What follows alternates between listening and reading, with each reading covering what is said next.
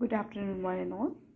आज के इस लेक्चर में हम लेक्चर नंबर 2 का ही कंटिन्यूएशन करने वाले हैं, जिसके अंदर we are going to discuss certain rules which are being followed in literal rule of interpretation.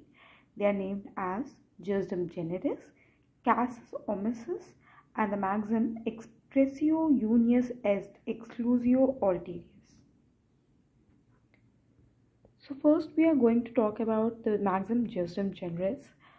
जस्टिम generis का बेसिकली मतलब या लिटरल सेंस में आप मतलब कह सकते हैं कि it says that anything which is of same kind end of same nature. So as you can see over here that I have written that there are certain specific words which have been followed by general words. That is to say, ये जस्टिम generous की maxim को लगाने का एक pre requisite है कि अगर किसी एक पर्टिकुलर स्टैट्यूट के अंदर किसी इनैक्टमेंट जो कि इन क्वेश्चन है, उस इनैक्टमेंट में अगर कुछ स्पेसिफिक वर्ड्स यूज़ किए गए हैं और उसके बाद कुछ जनरल वर्ड्स यूज़ किए गए हैं, तो वो जो जनरल वर्ड्स के द्वारा एम्बिग्यूटी अराइज हो रही है उसको रिमूव करने के लिए हम जस्टिम जनरस का प्रिंसिपल अप्लाई करते हैं और उन जनरल वर्ड्स को भी उन्हीं चीज़ों के हिसाब से समझते हैं जो स्पेसिफिक वर्ड्स की कैटेगरी या क्लास में फॉल करेंगे. जस्टिम जनरस मैक्सिम को हम लॉर्ड टेंडरटन्स रूल्स भी कहते हैं. अब इसके एग्जाम्पल में हम देख सकते हैं, जैसे यहाँ पर आप देख सक रहे होंगे कि मैंने यहाँ पर लिखा है, अगर कोई लॉ एक रेफरेंस देता है कार, ट्रक, ट्रैक्टर, बाइक और अदर मोटर पावर्ड व्हीकल्स को, तो ऑब्वियसली जो यहाँ पर आप देख रहे हैं कि पहले एक सीक्वेंस बनाया गया, एक सीरीज़ फॉर्म की गई और वो सीरीज़ फॉलो की जा रही है एक सेट ऑफ जनरल वर्ड के द्वारा. अब यहाँ पर ये जो जनरल वर्ड है अदर मोटर पावर्ड व्हीकल, अब अदर मोटर पावर्ड व्हीकल के अंदर तो किसी भी तरह के ट्रांसपोर्ट इंक्लूड हो सकते हैं, but then now here we need to apply the ejusdem generis and we need to make sure कि जो पहली स्पेसिफिक क्लास या कैटेगरी है हम अदर मोटर पावर व्हीकल को भी उसी क्लास के हिसाब से समझेंगे. यानी कि आप अगर कार, ट्रैक्टर, ट्रक और बाइक को देखें तो ये लैंड ट्रांसपोर्ट से रिलेटेड हैं, तो obviously other motor powered vehicle would not be taking into consideration the planes, the ship, यानी कि ऐसा कोई एयर या वाटर ट्रांसपोर्ट का चीज़ कंसिडरेशन में नहीं लिया जाएगा. The other example you can have is कि अगर कोई एक्ट के अंदर डील किया जा रहा है slaughtering of animals for food for human consumption, तो अब यहाँ पर डिस्प्यूटेड क्लॉज क्या है, cow, goat, sheep and other animals. यानी काउ, गोट और शीप जिसकी हमने क्लास या कैटेगरी बनाई, ये स्पेसिफिक वर्ड्स हैं, इसको फॉलो किया जा रहा है अदर एनिमल्स से. तो अब ये अदर एनिमल को हम किस तरीके से समझेंगे. ये जो अदर एनिमल्स टर्म हुआ ये एक उसी कैटेगरी को डिनोट करेगा जो कैटेगरी स्पेसिफिक शब्दों के द्वारा बनाई गई है. So the question would be, क्या वो अदर एनिमल्स के अंदर cats, dog, poultry, wild, horse flesh जैसी चीज़ें भी इंक्लूड की जाएंगी.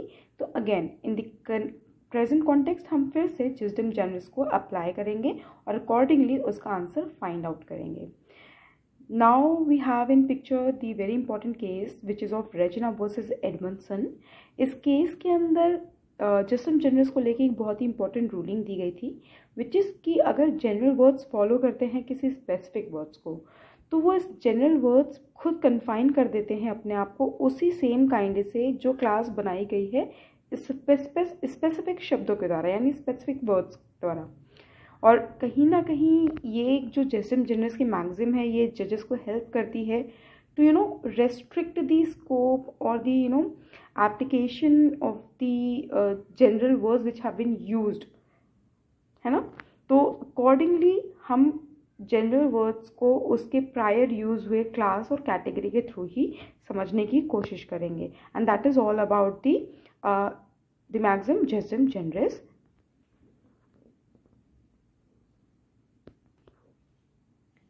Now there are certain requirements या आप उसे कह सकते हैं प्री रिक्विजिट्स हैं जो कि हम जस्टिम जनरस की मैक्सिम को लगाने से पहले यूज़ करते हैं या देखते हैं क्या ये सिचुएशंस हैं या नहीं हैं.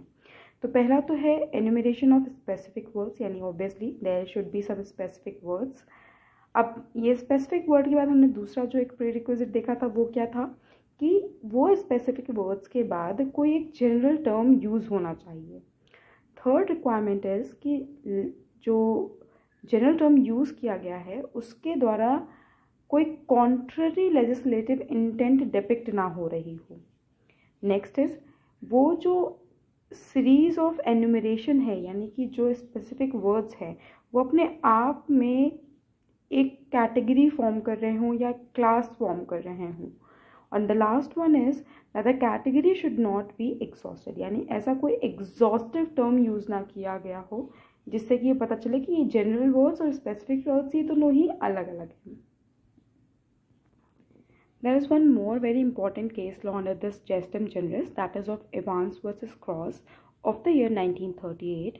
इस केस के अंदर रोड ट्रैफिक एक्ट 1930 का section 48 clause 9 was in question. यहाँ पर जो क्वेश्चन में है वो है definition of traffic signals includes all signals, warning signs, post signs and other devices. Now you see कि इस पर्टिकुलर केस के अंदर कई सारे प्री रिक्विजिट्स हैं जेस्टम जनरिस को एप्लीकेबल करने वाले। तो यहाँ पर कोर्ट ने हेल्ड ये किया था कि जो पेंटेड लाइन होती है सड़कों में, हम इसे इंक्लूड नहीं कर सकते अदर डिवाइसेस में। क्यों? क्योंकि यहाँ पर कोर्ट ने जेस्टम जनरिस को अप्लाई किया। इन्होंने कहा कि जो पहले स्पेसिफिक वर्ड्स यूज़ किए गए सीरीज़ में, वो सारे के सारे स्पेसिफिक वर्ड्स डिपिक्ट कर रहे हैं किसी ना किसी एक चीज़ को, थिंग को, ना कि किसी पिक्चर को या पेंटेड लाइन को। The next maxim or the rule which assist the courts while applying the literal rule of interpretation is that of casus omissus। इसका मतलब ये होता है cases of omission, that is to say अगर हम interpretation की context में बात करें तो इसका कहने का मतलब ये है कि अगर किसी statute में कोई चीज़ intentionally omit की गई है legislature के द्वारा तो it cannot be that, यानी जो omitted phrase, word या sentence है उसे हम बाय कंस्ट्रक्शन या कंस्ट्रक्शन का बहाना दे करके सप्लाई नहीं कर सकते उस प्रोविजन या एनैक्टमेंट के अंदर। The landmark judgment on this particular maxim you can say is that of S.P. Gupta versus President of India 1982 and Jacob Matthew versus State of Punjab 2005। अब आप देख सकते हैं मैंने यहाँ पर लिखा है S.P. गुप्ता केस के अंदर कि जब भी कोर्ट ने ये कहा कि अगर स्टैट्यूट की language is clear and it is unambiguous, तो obviously you are not going to apply this particular maxim or this particular doctrine over there। तो notable point यहाँ पर क्या है? notable point ये है कि कोर्ट का काम ये नहीं है कि वो ऐसे शब्दों या ऐसे एक्सप्रेशंस को सिर्फ अपनी कन्वीनियंस के हिसाब से जोड़े, ये कहते हुए कि that could have been the supposed intention of the legislature, but actual और अगर जो क्लियर मीनिंग है, क्लियर वर्ड्स हैं स्टैट्यूट के अंदर, इनैक्टमेंट के अंदर, अगर उससे लेजिस्लेटिव इंटेंट क्लियरली पता चल रही है तो ऑब्वियसली कोई किसी भी तरह का ओमिटेड फ्रेज, एक्सप्रेशन हम सप्लाई नहीं करेंगे उस इनैक्टमेंट के अंदर स्टेटिंग कि ये इंटेंशन हो सकती रही होगी लेजिस्लेचर की। So you need to keep this in mind कि जुडिशरी अपनी कन्वीनियंस के हिसाब से रूल ऑफ इंटरप्रिटेशन अप्लाई नहीं कर सकते हैं।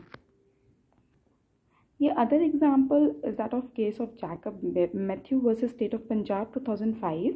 इस केस के अंदर section 304 capital A of IPC was constituted और यहाँ पर कैसस ओमिसिस का एप्लीकेशन था। 304 capital A is causing death by negligence, तो which says that whoever causes the death of any person by doing any rash or negligent act not amounting to culpable homicide shall be punishable or shall be punished with imprisonment maximum 2 years, fine or both।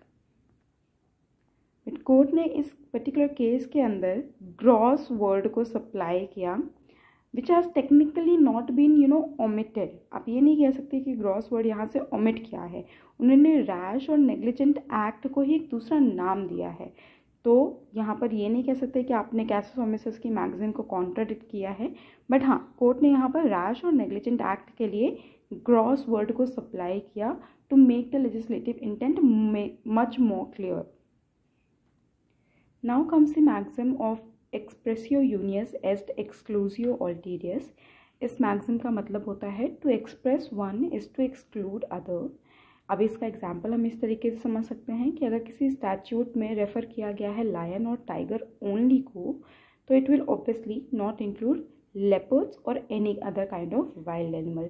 आप एक तरीका कैची word और एक कैची idea ले सकते हैं कि अगर किसी भी एक फ्रेज़ या एक सेंटेंस के अंदर स्पेसिफिक वर्ड्स के बाद ओनली टर्म यूज़ किया गया है, तो वहाँ पर उस पर्टिकुलर कैटेगरी को एग्जॉस्ट कर दिया गया है। वहाँ पर बोल दिया गया कि बस हम इन्हीं 2 या 3 या 4 चीज़ों को कंसिडर करेंगे, इसके अलावा उस कैटेगरी में फॉल करने वाले किसी भी और चीज़ों को कंसिडर नहीं किया जाएगा। सो ये रही आपकी 3 रूल्स जो जुडिशरी को असिस्ट करते हैं while they apply the literal rule of interpretation. Now let's just have a quick overview of certain case laws which are considered to be very landmark when we talk about literal rule of interpretation. So the first among which is the case of R versus Harris of the year 1863. इस case के अंदर defendant ने plaintiff की knows को bit किया था and as per the statute which was in question या जिसके अकॉर्डिंगली चार्ज लगाया गया था, उसके हिसाब से सिर्फ कट, वूंड और स्टैब को ही आप ऑफेंसिव मान सकते थे। एंड अकॉर्डिंगली यहाँ पर इन्होंने कहा कि भाई कट, वूंड और स्टैब को ही ओनली हम कंसिडर करेंगे offence, and accordingly the defendant was acquitted. The next case was Fisher Bell of the year 1961. इस केस के अंदर किसी एक दुकान में फ्लिक नाइफ को प्राइस टैग के साथ डिस्प्ले किया जा रहा था। अब यहाँ पर जो स्टैट्यूट इन क्वेश्चन होगा, उस स्टैट्यूट के अंदर it was an offence to offer such kind of knife for sale. So again इस केस के अंदर भी कन्विक्शन को क्वैश कर दिया गया और ये कहा गया कि जब भी कोई गुड्स को डिस्प्ले में लगाया जाता है, they are basically not offers in technical sense, rather they are an invitation to treat, and hence यहाँ पर ये ऑफेंस नहीं हैपन हुआ है। The next case is of CIT versus TV Sundaram Iyengar of 1975। इस केस के अंदर लिटरल रूल को लेके एक बहुत इंपॉर्टेंट रूलिंग दी गई थी which says that if the language of the statute is clear and unambiguous, the court cannot discard the plain meaning or the ordinary meaning, even if it leads to injustice. So this was the core of the literal rule of interpretation. जब हमने lecture begin किया था तो हमने सबसे पहली point यही discuss किया था, and that is all under the literal rule of interpretation. So when any question comes to the elaboration of literal rule of interpretation, आप उसकी meaning लिखेंगे, बैकग्राउंड लिखेंगे, उसके जो अदर नेम्स हैं, सिनोनिम्स दिए गए हैं उसको वो लिखेंगे। इसके साथ साथ आप इम्पॉर्टेंट केस लॉज लिखेंगे और साथ ही ये तीनों मैगजीन ejusdem generis, casus omissus and expressio unius est exclusio alterius को भी इलेबोरेट करेंगे with the help of the case laws.